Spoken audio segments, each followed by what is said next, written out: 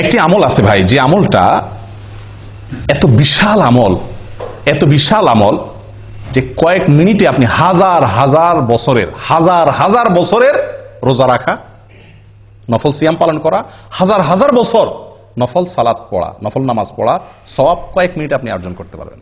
বলবো পদ্ধতিটা? সুবহানাল্লাহ।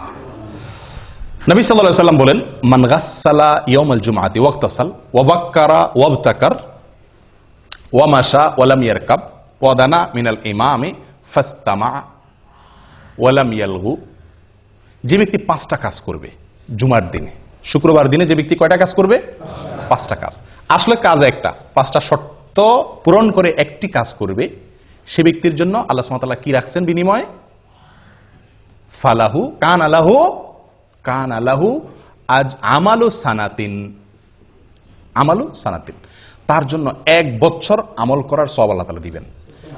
কান আলাহু বিকুল্লি খতওয়াতিন, প্রতি পদে প্রতি কদমে 1 বছরের আমলের সওয়াব। 1 বছরের কি আমলের সওয়াব সেটাও হাদিসে বলা হয়েছে, সিয়ামুহা ওয়া কিয়ামুহা আও কামা ক্বাল।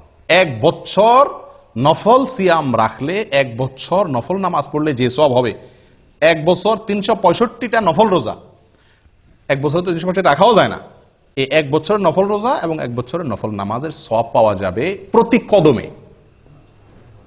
জুমার দিনে আপনার বাসা থেকে মসজিদে আসতে কত কদম দূরত্ব আছে সেটা আপনি যদি ধরেন 100 কদম দূরত্ব থাকে, এরকম তো আমাদের সবার এর বেশি থাকে, বরং 100 কদম দূরত্ব থাকে আর 100 কদম হেঁটে আপনি মসজিদে আসছেন, 5 শর্ত পূরণ করে আপনি মসজিদে আসছেন 100 কদম পূরণ করে, তাহলে ওই জুমার দিনে ওই কয়েক মিনিট যে আপনি হেঁটে আসলেন, তার বিনিময়ে আপনি 100 কদমের বিনিময়ে কত বছরের নফল রোজা সওয়াব পাইলেন?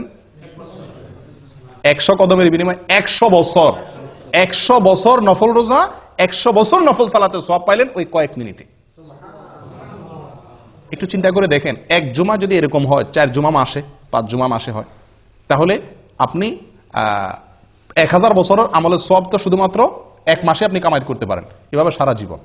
চিন্তা করে দেখেন কত বিপুল আমল করা সম্ভব এই একটি আমলের প্রতি লক্ষ্য করতে পারলে। আমলটা কি? জুমার দিনে গোসল করা সুন্দর করে, আগে মসজিদে আসা, আগে উঠা এবং মসজিদে আগে আসা। 3 নম্বর হলো পায়ে হেঁটে মসজিদে যাওয়া, গাড়িতে বা বাহনে না চড়া, একান্ত অসুবিধা না থাকলে পায়ে হেঁটে যাওয়া। 4 নম্বর হলো ইমামের কাছাকাছি চলে যাওয়া, দূরে না বসা, সামনাসামনি বসা, কাছাকাছি বসা।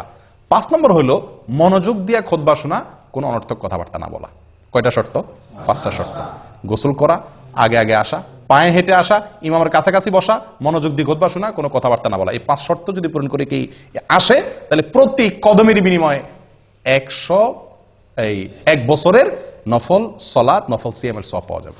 প্রিয় ভাইয়েরা, মুহাদ্দিসিন ইকরামরা বলেন, হাদিস বিশারদ অনেক উলামা ইকরাম বলেন, যত হাদিস আসছে সওয়াবের কথা, এটাতে সওয়াব, এটাতে অনেক হাদিস আসছে না, শত হাজার হাদিস বর্ণিত হয়েছে। এই হাজার হাদিসের ভিতরে একটি হাদিসে পাওয়া যায় না এত অতিরিক্ত বিপুল পরিমাণ সওয়াব সংগ্রহের সুযোগ আছে যেটা এই হাদিসের মধ্যে আছে। আমি কি বুঝাতে পারছি? কত বিশাল সুযোগ বলেন।